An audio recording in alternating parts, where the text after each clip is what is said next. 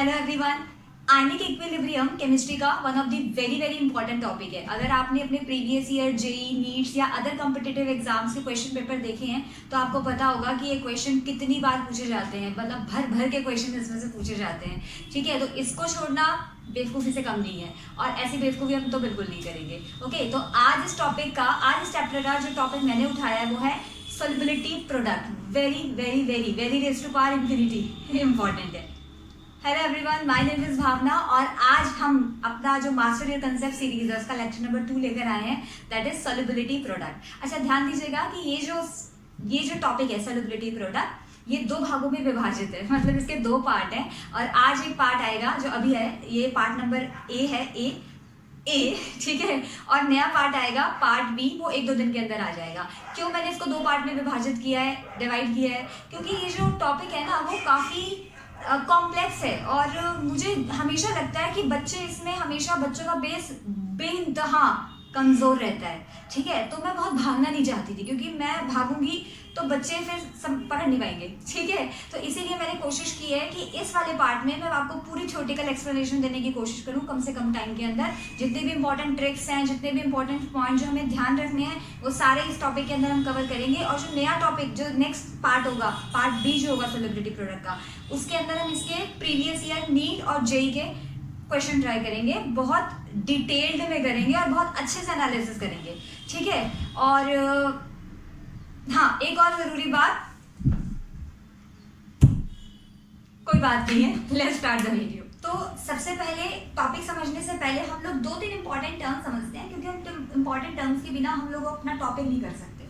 देखिए, एक टर्म होती है हमारे पास जिसको बोलते हैं सैचुरेटेड सोल्यूशन। देखिए, सोल्यूशंस क्या होते हैं? सोल्यूशंस वो होते हैं जिसमें किसी सॉल्वेंट में आप सोल्यूट डिसॉल्व करते हो। ठीक है, अब भाई एक लिमिट होगी ना सोल्यूट को डिसॉल्व करने की। जैसे अगर आपने 100 ml पानी लिया और उसमें आप NaCl डिसॉल्व कर रहे हो तो ये थोड़ी कि आप कितना भी कर दोगे, ऐसा थोड़ी होता है। हो सकता है आप 2 ग्राम, 3 ग्राम, 4 ग्राम आपने डिसॉल्व कर दिया, 10 भी हो गया, 15 भी हो गया। ठीक है, फिर आपने 40 ग्राम डिसॉल्व किया, वो भी हो गया, मान लेते हैं वो भी हो गया। ठीक है, आपने उसके बाद डिसॉल्व करने की कोशिश भी नहीं हुआ तो 40 ग्राम मैक्सिमम हुआ, उसके बाद डिसॉल्व भी नहीं हुआ। तो एक लिमिट है जिस तक आप कोई भी सॉल्ट या कोई भी सोल्यूट डिसॉल्व कर सकते हो, उस लिमिट के ऊपर आप डिसॉल्व नहीं कर सकते। तो ऐसे सोल्यूशन जिनमें आप और ज्यादा सोल्यूट ऐड नहीं कर सकते, no more solute can be dissolved, उसको बोलते हैं सैचुरेटेड सोल्यूशन।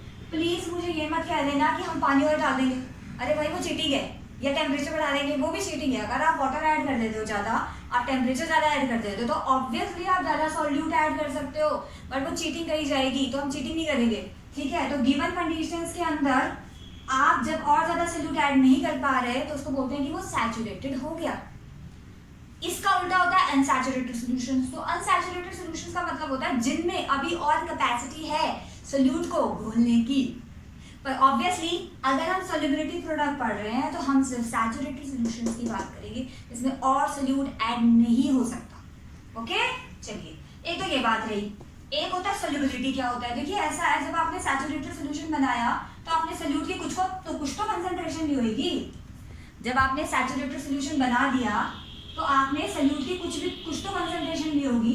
तो सैचुरेटेड सोल्यूशन में जो सोल्यूट की कंसंट्रेशन होती है, सैचुरेटेड सोल्यूशन में जो सोल्यूट की कंसंट्रेशन होती है उसी को बोलते हैं सोल्युबिलिटी। तो अगर आप ध्यान से देखो तो सोल्युबिलिटी एक टाइप की कंसंट्रेशन ही है, सोल्युबिलिटी एक टाइप की कंसंट्रेशन ही है, मगर वो कहां पर है? सैचुरेटेड सोल्यूशन में। ओके, चलिए, एक तो ये बात ही होगी, तो सोल्युबिलिटी क्लियर हो गया। अच्छा, इसके अलावा आपको एक और बात ध्यान रखनी है। तो सोल्युबिलिटी को मैं डिफाइन करूं, क्या होगी solubility? Solubility is the the concentration of solute in saturated solution. Okay, चलिए, नेक्स्ट है हमारे पास सैचुरेटेड सोल्यूशन हो गया, सोल्युबिलिटी हो गया। अब क्या रह गया? अब रह गया कि सॉल्ट कितने टाइप के होते हैं। ये जानकारी भी बहुत जरूरी है, इस जानकारी के बिना भी हम लोग सोल्युबिलिटी प्रोडक्ट अच्छे से नहीं समझ पाएंगे। तो सॉल्ट कितने टाइप के होते हैं? देखिए, जनरली वैसे तो बहुत टाइप के होते हैं, ठीक है, पर हमें यहाँ पे डिटेल की जरूरत ही नहीं है हमको। हम 2 टाइप के पढ़ेंगे कि भाई एक वो होते हैं जो सोल्यूबल होते हैं, घुल जाते हैं इजीली, एक वो होते हैं जो इनसोल्यूबल होते हैं, या आप कह सकते हैं कि स्पेरिंगली सोल्यूबल होते हैं। स्पेरिंगली का मतलब होता है very very less soluble, very very less soluble. तो ऐसे सॉल्ट जो बहुत ज्यादा कम सोल्यूबल है, ठीक है, वो हम यहाँ पे पढ़ेंगे, sparingly soluble salt. Okay, example क्या है, देखिए सिल्वर के हैलाइड ना स्पेरिंगली सोल्यूबल होते हैं, जैसे AgI, AgBr, AgCl सिल्वर के हैलाइड हो गए। इसके अलावा आपके पास हाइड्रोक्साइड होते हैं कुछ, जैसे मैग्नीशियम और एल्यूमिनियम की hydroxide, aluminium hydroxide, magnesium hydroxide, ये भी स्पेरिंगली सोल्यूबल सॉल्ट होते हैं। इसके अलावा आपके पास कुछ सल्फेट होते हैं, जैसे बेरियम सल्फेट और लेड सल्फेट। तो ये कुछ कैटेगरी मैंने लिखी है, और भी होते हैं,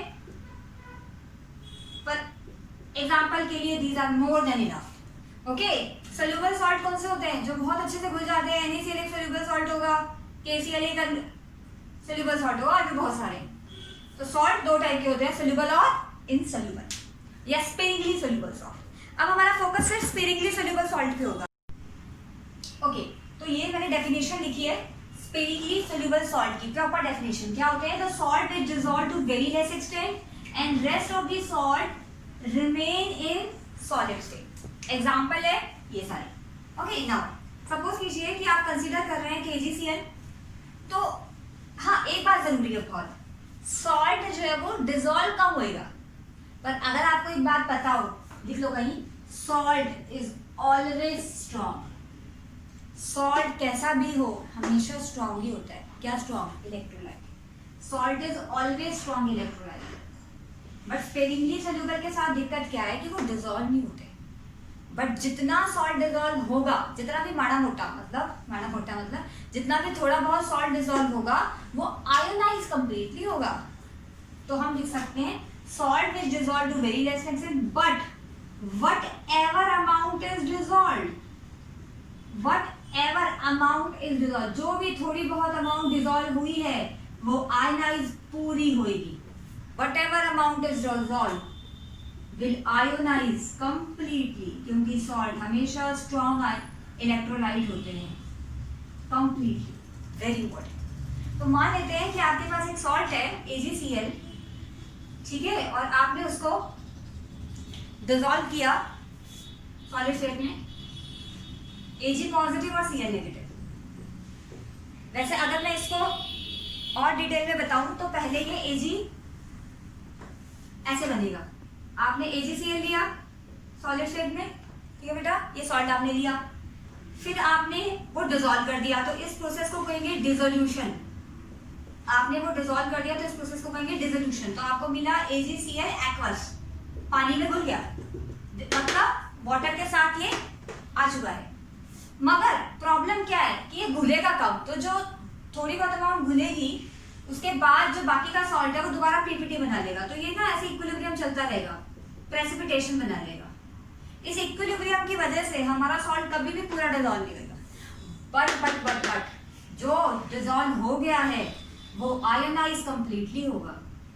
तो Ag aqueous, Ag positive aqueous plus Cl negative. आप ऐसे समझो, मान लो कि आपने इसके 10 पार्टिकल लिए और सिर्फ 2 ही टूटे, 2 ही आयनाइज हुए, एक लिखना चाहिए वैसे तो, चलो आपने इसके 10 पार्टिकल लिए और सिर्फ 2 ही पार्टिकल डिसॉल्व हुए, पर जो डिसॉल्व हुए हैं वो टूटेंगे जरूर, तो 2 के 2 टूट गए। समझ रहे हैं बात? तो इसको हम शॉर्ट फॉर्म में कैसे लिख सकते हैं, इन शॉर्ट इसको समराइज करके कैसे लिख सकते हैं कि AgCl जो होता है वो इक्विलिब्रियम में होता है Ag पॉजिटिव एक्वस और Cl negative aqueous. Okay, now मान लेते हैं कि इसकी कंसंट्रेशन S डिसॉल्व हुई, मान लेते हैं ये डिसॉल्व नहीं, मान लेते हैं आपने इसका अमाउंट S लिया है, S is the molar concentration, तो ये भी S बनेगा और ये भी S बनेगा।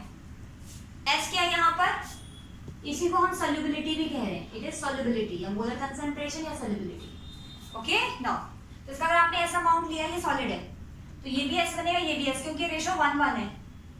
तो अगर आप इसमें according to law of chemical equilibrium, अगर आप लॉ ऑफ केमिकल इक्विलिब्रियम लगाओ तो वो कहता है कि जो इक्विलिब्रियम कांस्टेंट होता है K, वो प्रोडक्ट की कंसंट्रेशन का प्रोडक्ट होता है डिवाइडेड बाय रिएक्टेंट की कंसंट्रेशन का प्रोडक्ट। मगर AgCl ऑलमोस्ट सेम रहेगा, AgCl की कंसंट्रेशन पे ज्यादा फर्क नहीं आएगा। क्यों नहीं आएगा? क्योंकि AgCl जो है वो बहुत कम डिजोल्व हुआ है तो उसकी कंसंट्रेशन ऑलमोस्ट कांस्टेंट ही रह गई। तो यहाँ से अगर आप AgCl को इधर ले जाएं तो आपको मिलेगा KAgCl और साथ में Ag पॉजिटिव। इस पूरी चीज को हम शॉर्ट फॉर्म में लिख देते हैं क्योंकि देखो बेटा K कांस्टेंट होता है, AgCl यहाँ पे ऑलमोस्ट कांस्टेंट ही है, तो constant into constant is another constant जिसको बोलेंगे KSP। तो जो KSP होगा वो होगा Ag पॉजिटिव और Cl। पर ये जो एक्सप्रेशन है ना ये तो सिर्फ AgCl के लिए है, सारे सॉल्ट AgCl टाइप थोड़ी होंगे, सॉल्ट तो अलग अलग टाइप के होंगे। तो अब हम जनरलाइज करते हैं स्टेटमेंट को। अच्छा यहाँ पे KSP क्या है, KSP है सॉल्युबिलिटी प्रोडक्ट, तो इसको मैं जनरलाइज करती हूँ। ओके चलिए ओके तो अगर इस स्टेटमेंट को जनरलाइज करना चाहें, अगर हम कोई अपना सॉल्ट ले लें जिसका टाइप है AXBY टाइप, XY 1 में हो सकते हैं, 2 3 4 किसी भी रेशो में हो सकता है सॉल्ट, ठीक है। तो अगर आपके पास ये कोई स्पेरिंगली सोल्यूबल सॉल्ट है जो डिसॉल्व होने के बाद X मोल्स ऑफ A और Y moles of X moles of A और Y मोल्स ऑफ B दे रहा है, तो अगर इसका सॉल्युबिलिटी S है, देखो ध्यान से देखना, देखो यहाँ क्या लिखा है, आगे आगे देखो क्या लिखा है 1, ठीक है, और यहाँ पे कितना लिखा है X, यानी कि 1 का X बन रहा है, 1 पार्टिकल X पार्टिकल में कन्वर्ट हो रहा है, तो S कितने में कन्वर्ट होगा, XS में। और Y के साथ रिलेशन, B के साथ रिलेशन देखो, 1 पार्टिकल किस में कन्वर्ट हो रहा है, Y में, 1 पार्टिकल Y में कन्वर्ट हो रहा है, तो S पार्टिकल किस में कन्वर्ट होगा, YS में। ओके तो KSP क्या होगा, हमें इससे फिलहाल कोई मतलब नहीं है, हमें इससे मतलब है, वो होगा कंसंट्रेशन ऑफ A की पावर, जो कोफिशिएंट है बेटा वो पावर में चला रहा है, तो कोफिशिएंट कितना है X। सिमिलरली B का कोफिशिएंट कितना है Y, सॉरी कोफिशिएंट है Y तो पावर में चला जाएगा Y, ये होगा। ओके नाउ अगर आप इसे फर्दर सॉल्व करो तो A की कंसंट्रेशन कितनी है XS की पावर X और B की कंसंट्रेशन कितनी है YS की पावर Y। यहां से हम S और Y को कॉमन निकाल सकते हैं ना, तो इसको और सॉल्व करके आएगा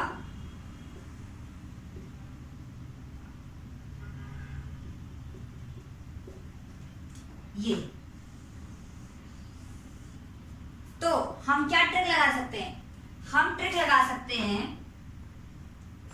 अगर हमारे पास कोई भी सॉल्ट हो तो उसका जो कोफिशिएंट है, कोफिशिएंट का पावर भी वही आएगा, कोफिशिएंट का पावर भी वही आएगा और सॉल्युबिलिटी का कोफिशिएंट का सम हो जाएगा। इसको मैं आपको बताती हूँ करके। सपोज करो आपके पास A2B3 का है, A2B3 टाइप का है, तो आप KSP कैसे लिखोगे, आप लिखोगे कि जो KSP होता है वो क्या होगा 2 की पावर 2, 3 की पावर 3 और जो भी इसकी सॉल्युबिलिटी होगी, मुझे नहीं पता सॉल्युबिलिटी क्या होगी, वो होगा 2 + 3। सही है बात। अगर आपके पास है A34 टाइप या A3B टाइप या A2B ले लेते हैं अभी, A2B टाइप, तो A2B टाइप में क्या होगा, देखो बेटा A2B1 है ना, A2B1 टाइप हो गया, तो KSP कितना होगा, वो होगा 2 की पावर 2, 1 की पावर 1, S की पावर 2 + 1। तो दिस इज योर ट्रिक, आप बस ये ट्रिक याद रख लो, आपको सब याद हो जाएगा। आपको खुद करने को दे रही हूं, A3B4 टाइप के लिए खुद करना solve, do it yourself, that is how we can calculate. Okay चलिए, तो इस एक्सप्रेशन में जैसे मैंने आपको बताया S क्या है, सॉल्युबिलिटी, S सॉल्युबिलिटी है और XY क्या है, कोफिशिएंट, XY क्या है, कोफिशिएंट रिएक्शन में, रिएक्टेंट के कोफिशिएंट, ये प्रोडक्ट के कोफिशिएंट आएंगे। ओके नाउ अब मैं आपको सॉल्युबिलिटी बताती हूँ कि सॉल्युबिलिटी आप कैसे निकाल सकते हो। देखो ऐसा है, सॉल्युबिलिटी जो होता है ना वो जनरली मोलर कंसंट्रेशन की टर्म में डिफाइन होता है। सॉल्युबिलिटी को आप मोलर कंसंट्रेशन की टर्म में भी डिफाइन कर सकते हैं, स्ट्रेंथ की टर्म में भी डिफाइन कर सकते हैं। स्ट्रेंथ की टर्म में ज्यादातर कम क्वेश्चन देखने को मिलते हैं, बट इसके भी क्वेश्चन हो सकते हैं, आते हैं इनफैक्ट। तो आप मोलर कंसंट्रेशन और स्ट्रेंथ दोनों की टर्म में डिफाइन कर सकते हैं, बट दिक्कत कहाँ आती है, दिक्कत तब आती है जब आपको मोलरिटी दिया होता है, स्ट्रेंथ की टर्म में आंसर पूछा होता है। तो the thing is you should know the relation between the strength and molar concentration. पहले ध्यान देते हैं, मोलर कंसंट्रेशन में यूनिट होंगी मोल पर लीटर और स्ट्रेंथ में यूनिट होंगी ग्राम पर लीटर, ये इनकी यूनिट है। और इनका रिलेशन क्या है? रिलेशन याद रख लो कि जो स्ट्रेंथ होती है वो होती है molarity into molar mass. MM बोले तो molar mass. Very very important. अगर आपको क्वेश्चन में मोलैरिटी दी है and you have to calculate the strength, then just molar mass और सॉल्यूट से आप इसको मल्टीप्लाई कर दोगे। दिस इज द रिलेशन, पहली बात। दूसरी बात, इसके अलावा हमारे पास देखिए, हमारे पास ना जो ये फॉर्मूला है solubility product, same formula ionic product का भी होता है। आयनिक प्रोडक्ट का भी सेम फॉर्मूला होता है as of solubility product. SP बोले तो आयनिक प्रोडक्ट, सॉरी एसपी बोले तो सॉल्युबिलिटी प्रोडक्ट, आईपी बोले तो आयनिक प्रोडक्ट। देखिए ऐसा है, कई बार के आईपी की जगह हम लोग क्यू भी लिख देते हैं, क्यू एसपी, एक ही बात है।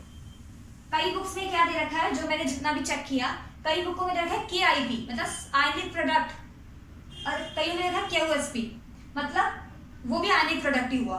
तो आप कोई भी सिंबल याद रखो, याद करो कि इसके दो सिंबल हो सकते हैं, ठीक है। तो के आईपी जो है उसका फॉर्मूला सेम होता है सॉल्युबिलिटी प्रोडक्ट के। अगर फॉर्मूला सेम है तो बात भी तो सेम ही हुई। अगर दोनों का फॉर्मूला सेम है तो फिर तो दोनों सेम हुए नहीं।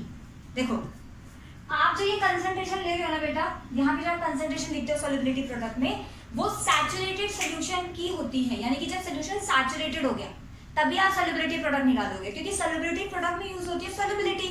और सॉल्युबिलिटी किसकी लेते हैं? सैचुरेटेड सॉल्यूशन की तो लेते हैं, अनसैचुरेटेड के लिए सॉल्युबिलिटी थोड़ी आएगी। ये सॉल्युबिलिटी का मतलब क्या होता है? Maximum concentration. वो तो तभी आएगी ना जब सॉल्यूशन सैचुरेटेड हो गया।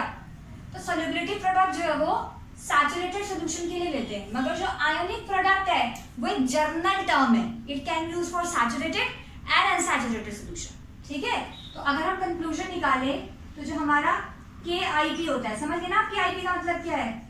आयोनिक प्रोडक्ट, फॉर्मूला सेम है, is for both saturated and unsaturated solution. Saturated and unsaturated solution, Saturday में समझ लेना सैचुरेटेड है। मगर जो आपका सॉल्युबिलिटी प्रोडक्ट है वो सिर्फ किसके लिए होता है? Only for saturated solution. तो आप ये भी कह सकते हो कि ध्यान से देखो, solubility product is actually the ionic product in case of saturated solution. दोबारा, solubility product is actually the ionic product for saturated solution. एक बहुत बहुत जरूरी बात क्या, कि जो आयनिक प्रोडक्ट है वो सैचुरेटेड और अनसैचुरेटेड दोनों सॉल्यूशन का होता है। ये journal, it is more journal term. दूसरी बात, ये depend on concentration, depend on concentration of ion. ये आयन की कंसंट्रेशन पे डिपेंड करता है। ये कांस्टेंट होता है, depend on temperature only, depend on temperature only, क्योंकि ये कांस्टेंट है। दिस इज कांस्टेंट टर्म, ठीक है। चलो ओके, सो इसी के अंदर हमारे पास जो नेक्स्ट सब टॉपिक है वो है effect of common ion on the solubility of sparingly soluble salt. देखिए होता क्या है, जब आप अपने, देखिए पहली बात, स्पेरिंगली सोल्यूबल सॉल्ट की सोल्युबिलिटी तो वैसे ही बहुत कम है, बहुत ही कम। अगर आपने कॉमन आयन डाल दिया तो सोल्युबिलिटी और कम हो जाएगी। तो अगर मैं आपको शॉर्ट फॉर्म में बताऊं कि भाई कॉमन आयन डालने से सोल्युबिलिटी पे क्या फर्क पड़ता है स्पेरिंगली सोल्यूबल सॉल्ट की, तो बात क्या होगी? Solubility decreases, solubility of salt decreases, further decreases. ये तो रही बात। अब ये बात आई कैसे, प्रूफ करते हैं कैसे। देखो मान लीजिए कि आपके पास एक बीकर है, बीकर तो नहीं लग रहा है तो टब लग रहा है, बट चलो कोई बात नहीं, और आपने उसमें सॉल्ट ले रखा है AgCl। AgCl sparingly soluble salt है, डिकम्पोज होके आयनाइज होके Ag पॉजिटिव और Cl नेगेटिव दे देता है, और इसी में आपने डाल दिया NaCl। NaCl एक स्ट्रॉन्ग इलेक्ट्रोलाइट है, तो एक इफेक्ट होता है जिसको बोलते हैं common ion effect, common ion effect. इसी से हम ये अपना प्रूफ करने वाले हैं बात। और न्यूमेरिकल कैसे सॉल्व करेंगे यही पता चल जाएगा। कॉमन आयन इफेक्ट क्या कहता है, देखो आपने AgCl लिया और डिसॉल्व करके Ag पॉजिटिव Cl नेगेटिव बना दिया। मान लेते हैं कि इसकी कंसंट्रेशन ऐसा है तो इसकी भी S इसकी भी S, सही है। अब बगल में NaCl भी है, NaCl आयनाइज होके क्या देगा, Na पॉजिटिव Cl नेगेटिव। मान लेते हैं कि आपने NaCl लिया था 0.1 मोलर, मान लेते हैं आपने NaCl लिया था 0.1 मोलर, कुछ भी ले लो, मैंने 0.1 ले लिया। तो अगर ये 0.1 है तो Na कितना मिलेगा, एग्जैक्टली उतना मिलेगा। क्यों बेटा, क्योंकि 1 यहाँ भी 1 यहाँ भी 1, 1 से क्या मिल रहा है 1, तो ये भी 0.1 मिलेगा, और यहाँ पे भी 1 से 1, तो ये भी 0.1 मिलेगा। तो सोल्यूशन में आपको 0.1 Na और 0.1 Cl नेगेटिव एक्स्ट्रा मिलेंगे। अब देखो AgCl के पास Cl की क्वांटिटी कितनी थी S, मगर जब आपने NaCl डाला तो उसमें से Cl नेगेटिव कितना मिला 0.1, तो आपको डबल नहीं मिल गए, एक Cl नेगेटिव आपको AgCl में से मिला, एक Cl नेगेटिव आपको NaCl में से मिला। तो this is the scenario before adding NaCl, but after adding NaCl concentration of Ag positive increases। तो AgCl तो अभी भी ऐसा है, AgCl थोड़ी ऐड किया आपने, Ag पॉजिटिव को फर्क पड़ा नहीं क्योंकि आपने Ag नहीं ऐड किया, Cl नेगेटिव को फर्क पड़ा। पहले S था, अब कितना हो जाएगा S प्लस 0.1। क्यों भाई प्लस 0.1 कहां से आया, ये आया फ्रॉम NaCl। तो बात क्या है, बात ये है कि अगर आप किसी भी वीक इलेक्ट्रोलाइट में, AgCl इज वीक, अगर आप किसी भी वीक इलेक्ट्रोलाइट में कोई स्ट्रॉन्ग इलेक्ट्रोलाइट ऐड करते हो, इलेक्ट्रोलाइट ऐसा होना चाहिए जिसमें कॉमन आयन हो, कॉमन आयन या तो उसमें Ag होना चाहिए या उसमें Cl होना चाहिए। अगर आप ऐड कर दोगे, सपोज आपने ऐड कर दिया PbSO4, तो वो कॉमन आयन इफेक्ट का काम नहीं करेगा क्योंकि ना इसमें Ag कॉमन है ना इसमें Cl कॉमन है, तो कॉमन आयन का काम नहीं करेगा। कॉमन आयन ही ऐड होना चाहिए। तो वीक इलेक्ट्रोलाइट ऐसा होना चाहिए जिसमें कॉमन आयन हो। तो अगर आप कोई इतना कॉमन आयन ऐड कर देते हो तो होता क्या है, वन ऑफ द आयन की कंसंट्रेशन इंक्रीज कर जाती है, वन ऑफ द आयन की कंसंट्रेशन इंक्रीज कर जाती है। जैसे यहाँ पर Cl नेगेटिव की कंसंट्रेशन क्या कर गई, इंक्रीज। और मान लेते हैं कि पहले S थी ओरिजिनली, और जितना आपने आयन ऐड किया होगा, जितना आपने सॉल्ट ऐड किया होगा, अब उसको ऐड करके बनाना पड़ेगा। तो पहले अगर S थी तो S प्लस 0.1 होगी, क्योंकि 0.1 कहां से आई, NaCl से। ठीक है, नाउ हमारे पास नया KSP क्या होगा, तो जो न्यू KSP होगा वो होगा बेटा concentration of Ag positive, concentration of Cl negative. Ag positive concentration तो अभी भी S है, Cl नेगेटिव कंसंट्रेशन कितनी होगी, S प्लस 0.1, तो it will be our new KSP। कैसे सॉल्व करनी है ये बात, वो मैं आपको न्यूमेरिकल में बताऊंगी। अभी भी समझ नहीं आया कि सॉल्युबिलिटी डिक्रीज कैसे करेगी, तो उसके लिए चलते हैं ली चैटलियर पे।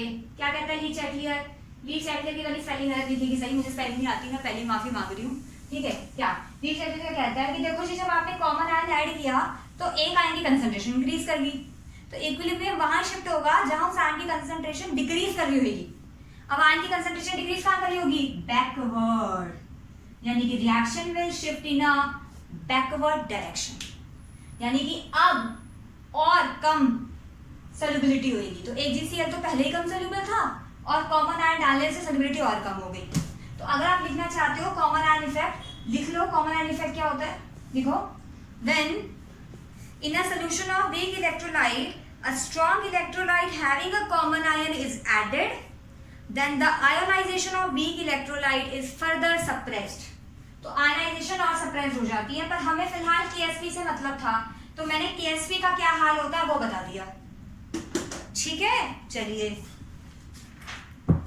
अब कुछ इंपॉर्टेंट पॉइंट करते हैं, जो भी हमने आज तक अभी तक पढ़े हैं उसको समराइज करते हैं और इंपॉर्टेंट पॉइंट करते हैं। ओके चलिए, सो अब जितने भी हमने सारे पॉइंट्स पढ़े हैं तो उनको एक बार समराइज करते हैं। ठीक है, तो चलिए फर्स्ट है, सबसे पहले हमने पढ़ा था relation between KSP and S, मतलब सॉल्युबिलिटी,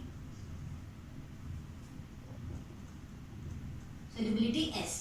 ओके, और क्या इक्वेशन पढ़ी हमने कि किसी भी टाइप AXBY टाइप का अगर हमारे पास कोई सॉल्ट है, जनरलाइज कर दिया आपने AXBY टाइप, तो उसके लिए जो KSP होगा वो क्या होगा, कोफिशिएंट क्या है XY, x की पावर x, y की पावर y, साथ में सॉल्युबिलिटी अगर हम S मान लें तो x plus y, this is our relation.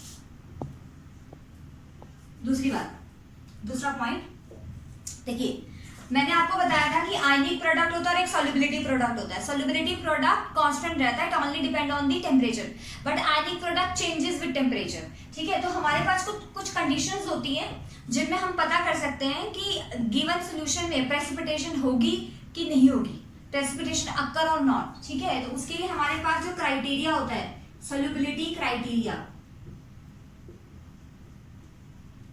अगर आपको किसी क्वेश्चन में पूछा हो कि प्रेसिपिटेशन होगी कि नहीं, ये बहुत इंपॉर्टेंट टाइप है, बहुत बार पूछी जाती है कि प्रेसिपिटेशन होगी कि नहीं, तो देखो ऐसा है, आपको 3 चीजें हमेशा ध्यान रखनी पड़ेगी।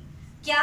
पहली कि इफ आयनिक प्रोडक्ट, बेटा ध्यान रखना, KIP या QSP सेम ही होता है, कई बुकों में लिखा है KIP, कईयों में लिखा है KSP, दोनों का मतलब सेम ही है, दोनों का मतलब है सॉल्युबिलिटी प्रोडक्ट, सॉरी दोनों का मतलब है आयनिक प्रोडक्ट, तो कंफ्यूज नहीं होना, सिंबल कुछ भी यूज कर सकता है। अगर KIP स्मॉलर होगा KSP से, सॉल्युबिलिटी प्रोडक्ट से, यानी कि आयनिक प्रोडक्ट स्मॉल है सॉल्युबिलिटी प्रोडक्ट से, तो उस सॉल्यूशन को बोलेंगे अनसैचुरेटेड सॉल्यूशन, अनसैचुरेटेड सॉल्यूशन। और उस सॉल्यूशन में मोर सोल्यूट कैन बी डिसॉल्व्ड, आप उसमें अभी और डिसोल्यूशन कर सकते हो, मोर सोल्यूट कैन बी डिसॉल्व्ड, पहली बात तो ये याद रखना। नाउ दूसरा क्राइटेरिया हो सकता है इसके अंदर कि KIP और KSP बराबर हो, मतलब सॉल्युबिलिटी प्रोडक्ट या ionic product is will become equals to solubility product. In that case please remember the solution is saturated, solution is called saturated solution, यानी कि अभी आपको बताया था सैचुरेटेड सॉल्यूशन क्या होते हैं, no more solute can be dissolved, no more solute can be dissolved. Okay, the third category will be कि KIP is greater than KSP, यानी कि ionic product is greater than solubility product, and this is the most important category for us. इसी में से सबसे ज्यादा question आता है, इसी में से भी आ सकता है नो डाउट, पर इसमें सबसे ज्यादा आता है कि KIP अगर KSP से बड़ा हो जाता है तो क्या होता है, तो सॉल्यूशन को बोलते हैं super saturated solution, super saturated solution. क्या होते हैं सुपर सैचुरेटेड सॉल्यूशन? जिनमें प्रेसिपिटेशन हो जाती है। तो अगर ये ऐसा हुआ, आयनिक प्रोडक्ट सक्सीड कर गया सॉल्युबिलिटी प्रोडक्ट को, तो precipitation of salt occur, salt या सॉल्यूट जो भी है, precipitation of salt occur. Okay, चलिए अच्छा, इसके अलावा एक बात आपने और ध्यान रखनी है, थर्ड पॉइंट क्या है हमारा, देखिए ध्यान देना, अगर आपके पास बहुत सारे सॉल्ट्स हैं, प्लीज नोट दिस पॉइंट, इसके हम जब क्वेश्चन करेंगे जेईई या नीट्स के प्रीवियस ईयर, तो आपको रियलाइज होगा कि इन सब में से कितने क्वेश्चन आए हैं, कितने ज्यादा, छोटी सी चीजों में कितने ज्यादा क्वेश्चन पूछे गए हैं, बार बार पूछे गए हैं। हाँ जी, कहा था हम, टॉपिक ये है। अच्छा, अगर आपके पास बहुत सारे सॉल्ट है और अगर आपसे एग्जामिनर पूछता है कि भाई बहुत सारे सॉल्ट दे दिए और आपको सॉल्युबिलिटी प्रोडक्ट भी दे दिया, और आपसे पूछा गया है कि ज्यादा सोल्यूबल कौन है, आपको बहुत सारे सॉल्ट दे दिए और उनके KSP भी दे दिए, सॉल्ट दे दिए KSP दे दिया, आपसे पूछा है कि इन सब में से सॉल्युबिलिटी प्रोडक्ट को देख के बताओ कि सबसे ज्यादा सोल्यूबल सॉल्ट कौन सा होगा। तो ट्रिक है, क्या ट्रिक है, देखिए आपके पास सॉल्युबिलिटी प्रोडक्ट डायरेक्टली प्रोपोर्शनल होगा, सॉरी सॉल्युबिलिटी प्रोडक्ट और सॉल्युबिलिटी का डायरेक्टली प्रोपोर्शनल का रिलेशन है, मतलब ग्रेटर KSP का मतलब है ग्रेटर सॉल्युबिलिटी, ग्रेटर KSP का मतलब है ग्रेटर सॉल्युबिलिटी। मगर ये बात आपको सिर्फ कब लगानी है, ये पक्का कब है, मतलब ये होगा ही होगा, ये तब होगा जब जितने भी सॉल्ट आपको एग्जामिनर ने दिए, सॉल्ट 1 2 3 4 जितने भी सॉल्ट आपको दिए गए वो सारे सेम फॉर्मूला के हो, सेम फॉर्मूला के हो। Applicable when all salt, all given salt, applicable when all given salt are of same type।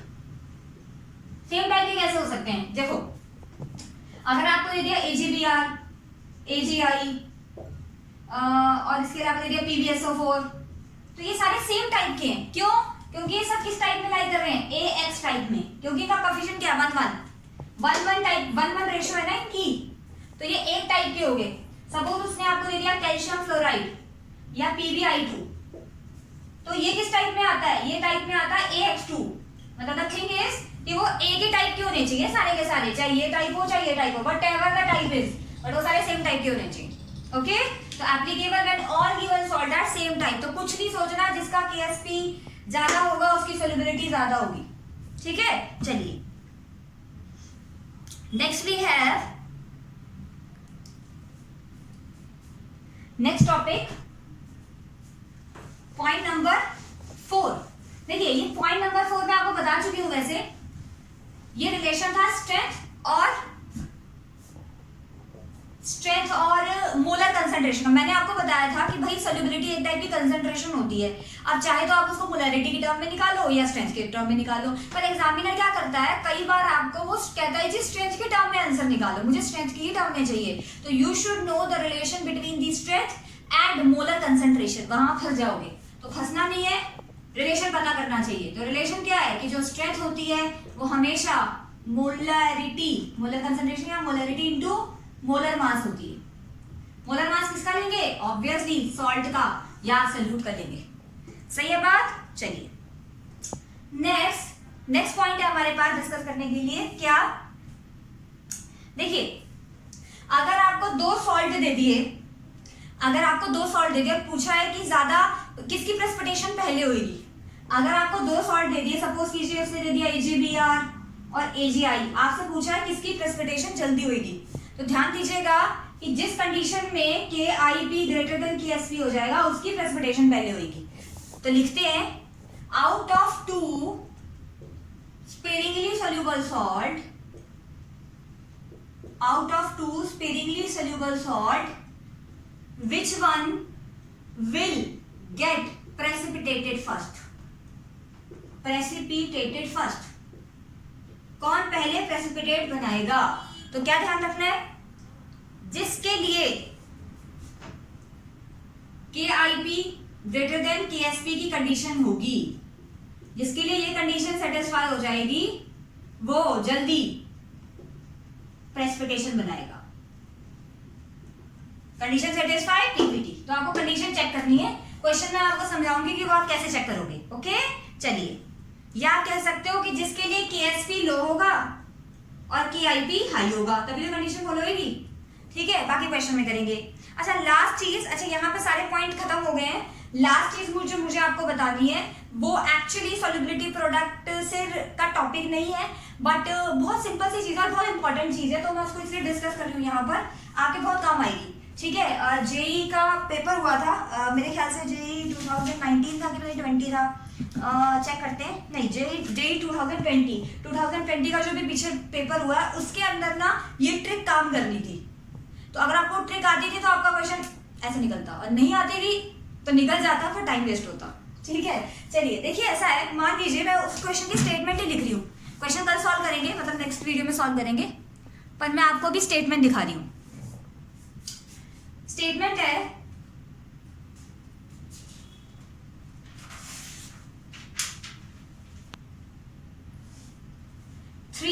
ml of 0.13 molar lead nitrate mixed with 100 ml of 0.4 molar NaCl। ये statement है। क्या बताना है आपको? बताना है, ये ट्रिक मैं यहाँ लिख दूंगी, यहाँ मैं आपको जस्ट एग्जांपल बता रही हूँ। आपको बताना है कि जो फाइनल कंसंट्रेशन होगी लेड नाइट्रेट की वो कितनी होगी। फाइनल कंसंट्रेशन लेड नाइट्रेट की कितनी होगी? देखो ऐसा है, वो बात क्या कह रहा है मैं आपको ये समझाती हूँ। कह रहा है जी हमने लेड नाइट्रेट लिया जिसकी मोलैरिटी इतनी थी और वॉल्यूम इतना था, उसको मिक्स कर दिया NaCl के सॉल्यूशन में जिसकी मोलैरिटी इतनी थी, वॉल्यूम इतना था। तो एक तरीके से दो वॉल्यूम है, दो मोलैरिटी है, दो कंपाउंड है। आपको पूछा है फाइनल कंसंट्रेशन, क्वेश्चन नहीं पूछा था फाइनल कंसंट्रेशन क्या होता है, मैं पूछ रही हूँ आपसे कि फाइनल कंसंट्रेशन क्या होगा। तो बेटा उसके लिए सिंपल है, लेड नाइट्रेट की मोलैरिटी चेक करो कितनी है, 0.13। लेड नाइट्रेट का वॉल्यूम चेक करो कितना है, 300, मल्टीप्लाई कर दो, टोटल वॉल्यूम कितना बनेगा। देखो 300 में उसने क्या मिक्स किया, 100, तो टोटल कितना बन गया 400, तो लिख दो 300 प्लस 100, तो this will be your new concentration, जो भी आएगी सॉल्व करके। Similarly final concentration of NaCl कितना होगा, देखिए ऊपर लिखना है NaCl की या उस सब्सटेंस की कंसंट्रेशन विच इज 0.4, बगल में लिखना है मल्टीप्लाई करके उसका वॉल्यूम, तो इसका वॉल्यूम कितना है 100, और नीचे क्या करना है, नीचे करना है अपने दोनों के वॉल्यूम को ऐड। तो अगर मैं इसको जनरलाइज करना चाहूं तो क्या कर सकते हैं, हम लिख सकते हैं, देखो खुद निकालते रहना, ठीक है, कैलकुलेट करके हम कह सकते हैं कि if x ml of m1 molarity of compound P mixed with y ml of m2 molarity of compound P, compound Q, देखो क्या कह रहे हैं, x ml of m1 molarity का x ml मिक्स करा है y m2 मोलैरिटी के y ml के साथ, तो न्यू कंसंट्रेशन क्या होगी, तो हम लिखेंगे फाइनल कंसंट्रेशन ऑफ P। अब देखो लगा लो फॉर्मूला, क्या बताया था मैंने अभी कि जिसके लिए निकाल रहे हो P की मोलैरिटी क्या बेटा m1 divided by total volume कितना है, एक x है और एक y है, तो टोटल कितना मिला होगा x प्लस y, मल्टीप्लाई में क्या करोगे उस पर्टिकुलर का वॉल्यूम, m1 का कितना वॉल्यूम है x। Similarly final concentration of Q क्या होगा, Q नहीं Q, ठीक है, वो होगा उसकी मोलैरिटी कितनी है m2, उसका वॉल्यूम कितना है y, और टोटल वॉल्यूम कितना है x प्लस y। यहां से एक और बात समझो, क्या कि अगर वो कह देता कि सेम वॉल्यूम मिक्स करा है, तो please note if same volume mixed, अगर सेम वॉल्यूम मिक्स किया होगा, देखिए ये क्वेश्चन कंप्लीट नहीं है, मैंने क्वेश्चन आपको बताया ही नहीं है, मैं तो जस्ट आपको ये बता रही हूँ कि how you can calculate the concentration, ये सिर्फ कंसंट्रेशन को शॉर्ट फॉर्म में सॉल्व करने का तरीका है। अगर सेम वॉल्यूम मिक्स करता तो क्या होता बेटा, तो फिर x इक्वल्स टू वाई होता, तो x इक्वल्स टू वाई होता, तो x प्लस x हो जाता ना, 2x हो जाता, तो फाइनल कंसंट्रेशन क्या आती P की, वो होती m1/2, and final concentration of Q क्या आती, वो होती m2/2, यानी कि अगर वो सेम वॉल्यूम मिक्स कर रहा है तो आपको कुछ नहीं करना, मोलैरिटी को डिवाइड करना है 2 से, नथिंग एल्स, ये कंपाउंड की कंसंट्रेशन। ओके, तो चलिए आज ऐसे यही करते हैं, नेक्स्ट वीडियो में हम इसके जेई और नीट के प्रीवियस ईयर क्वेश्चन लेकर आएंगे और उनको फिर सॉल्व करेंगे और क्लियर करेंगे मामला, ठीक है, चलिए okay, thank you so much.